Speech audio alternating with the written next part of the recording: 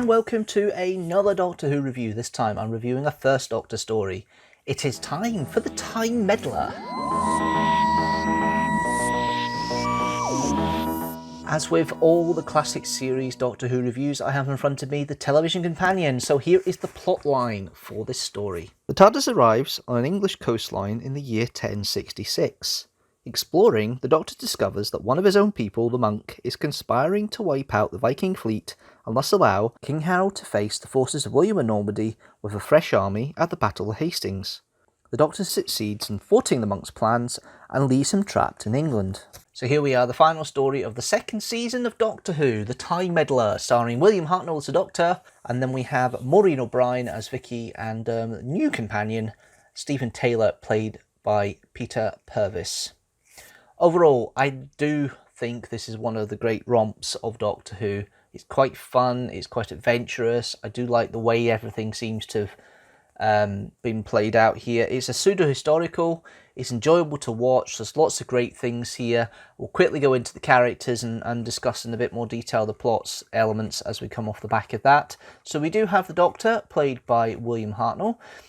This is still a very comfortable William Hartnell. He may be fluffing his lines a little bit, including please stop bothering me, although he doesn't say quite the word bothering, according to some people. I think he actually does, but I know some people don't. There's very much all the elements of the First Doctor here that we enjoy, and some of the gruff elements as well. It's obvious he cares, and he's more willing to have people on board now with Stephen stowing away in the TARDIS, and he's willing to have him there, which is really quite nice. He's still got that kind of grandfather relationship with Vicky, which I think is rather lovely. The fact that the Doctor's a bit melancholy at the beginning because Ian and Barbara have just left because it was a chase, the story before.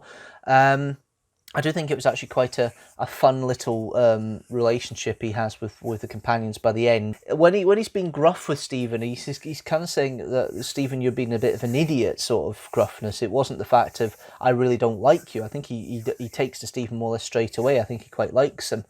And it's very nice to see. And the whole relationship he has with Edith, when he meets up with Edith, the villager, later on, and the whole discussion he has with them, the joy he has of stopping the monk, and the whole idea of this face-off between him and the monk, the whole frisson between them is really cool, and it really shows all the good bits of Hartnell. I really do like this story and this portrayal of Hartnell, and it really is a true Hartnell-esque type of story. All the bits have come together of the Doctor by this point. I know you get all the fun bits, you get all the gruff bits, you get all the bits that make him a bit more curt, you get all the bits that make him more lovable and enjoyable, and it's really an enjoyable watch to see, and he engages you on the screen every time he's on it. You've then got Vicky, played by Maureen O'Brien. She seems to be taking more of a lead of the two companions and introducing Stephen to this world of time and space, and she's a bit annoyed that Stephen doesn't believe all the fantastical things that are happening and doesn't understand doesn't believe that they're actually travelling back in time to the 11th century. However, I do like the way that Maureen O'Brien kind of works as kind of her own person. It's not Vicky with some of the stories I've seen with Vicky so far, she kind of has a slight Susan sort of element to her where she's a little bit screamy, but by this point I think character's matured enough to actually be a companion. They're all right with their own discussions, and it's good that she's taking the lead and showing a different side to Vicky in this one, which is nice to see, because it's something I don't think you really get with some of the other stories Vicky's involved in, especially with a larger cast. I think having her as the original companion, you know, the older, longer serving of the companions at this point, really helps develop the character Vicky and makes Vicky a more interesting character overall to watch. You've then got Stephen Taylor, played by Peter Purves. He's not quite Ian character, he's a bit more disbelieving at times, but there's kind of that start element that Ian had when he first started in the TARDIS, of a bit disbelief about what's happening, but he slowly grows into it. He is trying to be protective of Vicky, and that I like the sequence where the monk seems to be fooled by him, and the whole discussion about that. I think that's quite cool. That's quite nice, and it's the fact that Stephen's trying to get involved. And Peter Purves always plays the role of Stephen quite well across the whole time that he's on the show. He's very much the character we see in the Celestial Toymaker, which I've done a review for, and also other stories like the Ark, and there was the other one as well. What was the other one I've seen him in? The Gunfighters. He's quite a good little character in this, and he's kind of brave, but he's also understanding, and he seems to embrace the whole situation pretty quickly, really, after everything. And I like the way the way it's played. You've then got the guest cast. You've got Edith, played by Letha Charlton.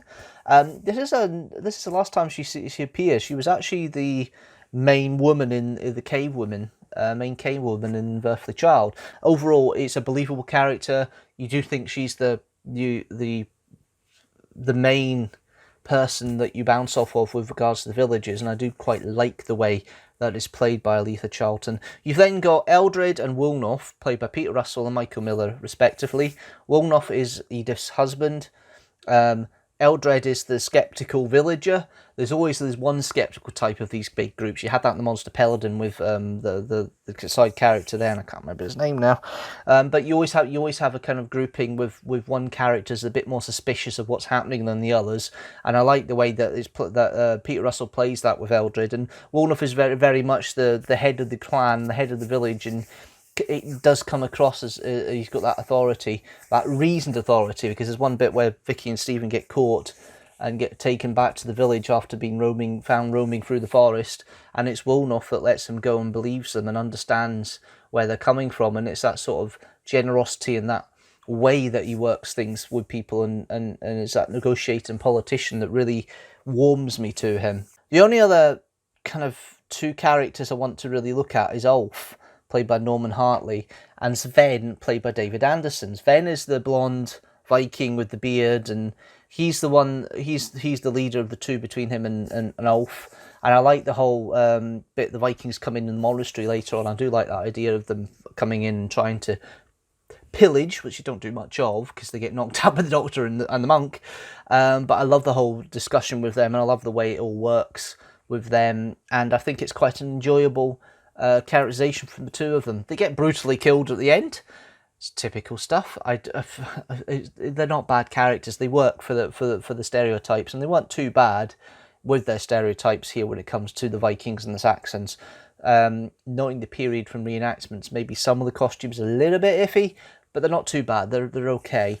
The standout guest star is, of course, Peter Butterworth playing the monk. The monk is such an intriguing character that I can see why he comes back in the Daleks' master plan next season in Season 3. The first half of the story, he's kind of plotting and thinking and being intrigued, and it's like, who is this character? What's he doing? And you see the anachronisms he has in there with the gramophone player and the toaster and things like that, and in this monastery and this TARDIS, of course. And I do like the way the monk that is played by Peter Butterworth. He's kind of, there's a couple of loud moments where he's thinking, which you show the intelligence here.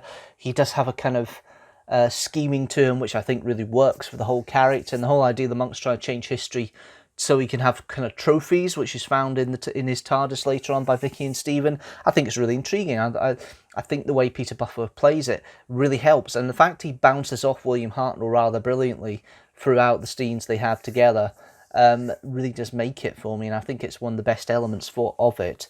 The story itself goes along quite a lick. Dennis Spooner has got the right sense of the historical with all the facts and history, which is very basic, 1066, all that. The fact the monk's trying to stop the Vikings at Stamford Bridge before they get to Stamford Bridge by using a kind of atomic cannon to blow the ships away that are landing. I think it's an interesting way of doing it, an interesting plot line to change history. There's a nice little scene near the end where the Doctor, Vicky and Stephen are tied up round the monk's TARDIS by the Vikings, and Stephen's trying to comprehend what would happen, and the fact that the way that's played and the way that's described about the fact so as soon as the monk does this, we won't realize, because it will change in our heads as well, and how destructive it is. And it's a nice way of putting across how big the stakes are here about stopping the monk. And this whole plot line and this whole idea of working for the monk, trying to change history, is really cool, and I quite like it. I really do think it's a great little romp with that. There are a few elements in this story which really do stand out for me and make it quite a fun story for me. The bits in the TARDIS at the beginning when Stephen is not quite believing where he is, and the whole speech about there's the dimensional control, there's a scanner, there's a panda on a chair, sheer poetry, my dear boy, now please stop bothering me. That whole script and the whole frisson there between the Doctor and Stephen really establishes the relationship really well, and I think it really helps establish how Stephen is seen by the Doctor in a kind of maybe not an uncle type way. Is it like more like a friend sort of idea? And the fact the Doctor's playing on some of Stephen's disbelief to have a bit of fun, which is really quite fun and quite fun. And I quite like that, the way it's been put across between the two of them. That's a lovely little scene. The bit where the Doctor is in the cell in the monastery with the monk.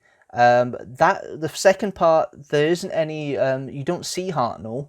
You just see, apart from the recap, you just see Hartnell sounding off, making noises, "Let me out," and throwing breakfast breakfast through the window hole of the door into the monk's face and things like that. That sort of thing is really bit of comedy element. That's because Hartnell was on holiday. Hartnell was taking a week off.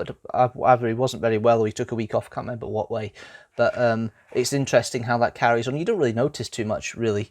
But the whole interplay between them when he comes back, this whole thing of using a stick to make it look like a bayonet or whatever. Is it a bayonet? I can't remember. Some sort of weapon, pointed weapon. Winchip, that's what he called it, on the back of the monk, and getting the monk to do stuff with him is really quite interesting. I like the whole way the whole discussion is made, and the whole interplay between the two of them, and the fact the Doctor ends up taking a dimensional control away from the monk at the end and ruining his TARDIS. I really do like the whole discussion there. Overall, there's a little bit of comedy with Dennis Spooner's writing. The interplay between the monk and the Doctor is one element of it. There's a bit of interplay there with the anachronisms you have with the monk, because he's got an atomic cannon to blow up the Vikings. You've got the anachronisms of his wristwatch, which is found by Stephen.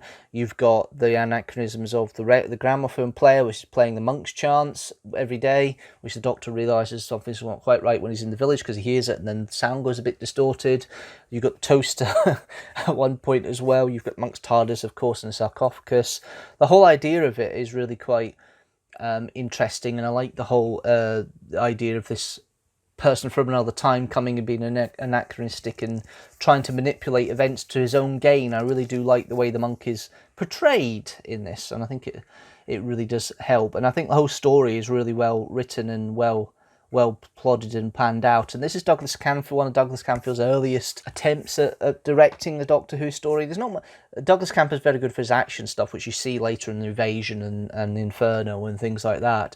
But when it comes to this one, it is completely studio based. There is a little bit of fighting through sequences. He's trying to make sure there's high up shots for the fights, and he's trying different camera angles where he needs to make it a bit more exciting than just the usual same level as the actors fighting with shots and body blows and occasional stage slapping and things like that. He does try and make it a bit more interesting with some of the shots he has. It makes it a bit more vibrant and exciting. The overall direction's very much 3/4 camera. You can see that with some of the clips in between. He does utilise Hartnell's reliance on you going up close to camera and having close-up shots of Hartnell's reactions, and that which really helps bring the character of Hartnell up together a bit more. The direction's actually pretty solid for one of his first introductions to Doctor Who, and you can see the elements of what made Douglas Camfield's stories great in this one, and it goes through to later Douglas Camfield ones, including, I think it was the Seeds of Death, was the Seeds of Doom. All the better for it. It really does work. There's not really much music here. Most of the early Hartnell doesn't really have music as such. Charles Botterill's just using drums most of the time, some timpani, some other drum kits, percussion as well at times. It does help build the tension when it needs to, but it's not overpowering really. It really does work quite well. Overall, I do like this story. I think it's one of the more enjoyable Hartnell era stories, and it's always one I want to go back to. It's funny though, because when I first started doing the reviews, I did the Aztecs at 3.5 TARDIS out of 5. And when I first think about the review for this, I'm thinking, is it as good as the Aztecs? Is it better? I think this is more personal preference more than anything else, because I think the storyline of the Aztecs is better. But I think personal preference, I enjoy the Time Meddler more because of the pseudo-sci-fi, pseudo-historical elements to it. So for that, I'm actually going to give it a rating of 4 TARDISes out of 5. Let's see how that story stacks up with the rest of the stories in the William Hartnell era, and how it stacks up with the rest of the stories reviewed so far for the television series. The Time Meddler sits in with an unearthly child at 4 TARDISes out of 5. At the bottom is still the Crusade with 3 TARDISes out of 5.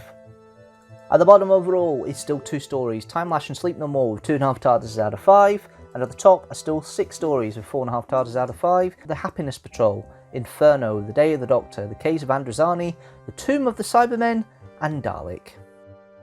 That's it. Thanks so much, guys, for watching this Doctor Who review. Tell me what you think about the Time Meddler. Leave a comment down below. Do you like it? Leave a comment down below. Do you not like it? Leave a comment down below. If you like this video overall, don't forget to hit that like button and share it with the hashtag teamstructor. That always helps. And also hit the subscribe button and the notifications bell so you know when a new video comes out. General new video every Sunday at 4 PM GMT. I'm back with a Doctor Who review on Wednesday at 6 PM GMT. Hopefully I can join you for that. Hopefully you can join me for that, rather. If you want to help support the channel a bit more, you can go to the Patreon at patreon.com/Deanstructor. For as little as £1 or $1 a month, you can help support the channel. So you can go to patreon.com/Deanstructor. But that's it from me. Thanks very much, guys, for watching, and I'll see you later.